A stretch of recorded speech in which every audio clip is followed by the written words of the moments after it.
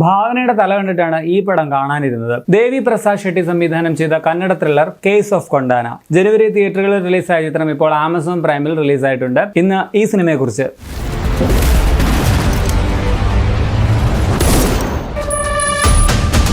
ഒരു ASI, ഒരു ACP, രോഗിയായ മകനെ രക്ഷിക്കാൻ ശ്രമിക്കുന്ന ഒരു പാനിപ്പൂരി കച്ചവടക്കാരൻ, ഇവരെല്ലാവരും എങ്ങനെ കൊണ്ടാന എന്നൊരു ഔട്ട് പോസ്റ്റിൽ നടക്കുന്ന ഒരു സംഭവവുമായി ബന്ധപ്പെട്ട് കിടക്കുന്നു എന്നുള്ളതാണ് ഈ സിനിമ പറയുന്നത്. മികച്ച ഒരു സെക്കൻഡ് ഹാഫ് ആണ് ഈ സിനിമയുടെ പ്രധാന പോസിറ്റീവായിട്ട് പറയാനുള്ളത്. ആദ്യത്തെ ഒരു 45 മിനിറ്റ് കുറച്ച് പാടാണ് പടം കണ്ടിരിക്കാൻ. ആ ഒരു 45 മിനിറ്റ് കാരണം ഞാൻ പലതവണ പടം കാണാതെ മാറ്റി വെച്ചായിരുന്നു. 2-3 ദിവസം എടുത്തു ആ ഒരു അത്രയും ഭാഗം, ആ ഒരു 45 മിനിറ്റ് കണ്ടു തീർക്കാൻ വേണ്ടി. ഇൻട്രസ്റ്റ് അങ്ങ് പോകും. ക്ലീഷയുടെ അങ്ങേയറ്റമാണെന്ന് പറയാം. കലിപ്പനായിട്ടുള്ള നായകൻ ചുമ്മാ ഗുണ്ടകളോടൊക്കെ ചെന്ന് കോർക്കാൻ പോകുന്നത്, അയാളുടെ പ്രേമം, പാട്ട്, നായകന്റെ കൂടെ നായികയെ കാണുമ്പോൾ അവളെ കമന്റ് അടിക്കുന്ന വില്ലന്മാരെ നായകൻ അടിക്കുന്നു. അങ്ങനെ അത്യാവശ്യം ക്രിഞ്ച് ഫെസ്റ്റ് ആയിട്ടുള്ള ഒരു ഫസ്റ്റ് ഹാഫ് ആണ് പടത്തിനുള്ളത്. ആദ്യത്തെ ആ ഒരു 40-45 മിനിറ്റ് ഇതൊക്കെ സഹിക്കുകയാണെങ്കിൽ പിന്നീട് പടം അത്യാവശ്യം എൻഗേജിംഗ് ആയിട്ടും ത്രില്ലിംഗ് ആയിട്ടും മാറും. സോ സെക്കൻഡ് ഹാഫ് ഞാൻ ഒറ്റ ഇരിപ്പിൽ നിന്ന് കണ്ടു തീർത്തു. പെർഫോമൻസിൽ ഭാവന കൊള്ളാം, ഗംഭീരമൊന്നുമല്ല എങ്കിലും ACP ലക്ഷ്മി എന്ന ക്യാരക്ടർ ഭാവന അത്യാവശ്യം നന്നായിട്ട് തന്നെ ചെയ്തു വെച്ചിട്ടുണ്ട്. ഭാവനയുടെ ക്യാരക്ടറിന് എന്തൊക്കെയോ നിഗൂഢതകൾ ഉണ്ട്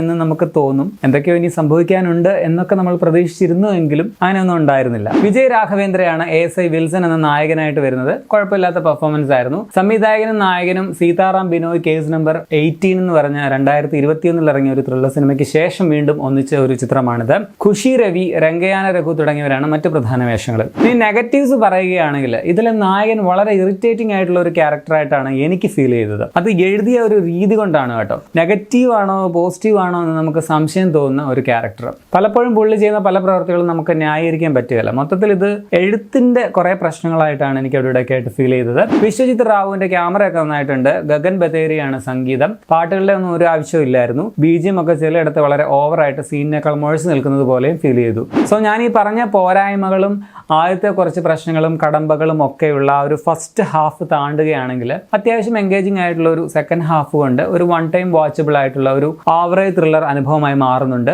കേസ് ഓഫ് കൊണ്ടാന. ഞാൻ ഇതിന് 3/5 റേറ്റിംഗ് നൽകി. ഇതിന് വാച്ചിട്ട് എന്നൊരു വേർഡിക്റ്റ് ആണ് നൽകാൻ ഉദ്ദേശിക്കുന്നത്.